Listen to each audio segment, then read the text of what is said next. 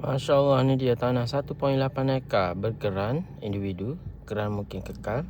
Dapat jalan kebun durian penuh dan juga pelbagai jenis lagi tumbuhan tanaman, buah pokok dusun-dusun, buah-buahan seperti petai dan pelbagai lagi. Tanah ni tidak jauh daripada Telaga Biji, latar jeram Telaga Biji, iaitu 2 km. SKI Channel dalam 2 km. Tanah ni ke Jalan Raya Lakota Air Channel dalam 1 km. Tu dia tanah tu. Pokok saja penuh, pokok saja. Alhamdulillah. Tu dia jalan dia. Rata lapang je jalan. Jalan batu rapat. Tanah ni dia ada 3 rizat jalan dah.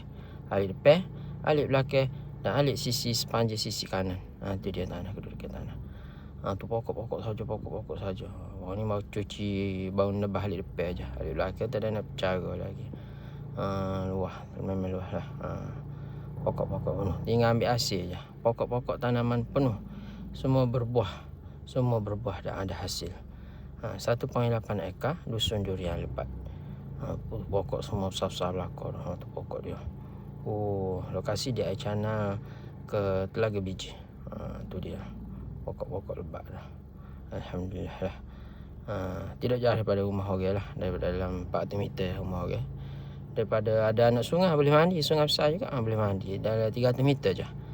Geran boleh tekan nama segera untuk dijual siapa berminat nak memiliki kebun durian, ini peluang terbaik anda, insya-Allah.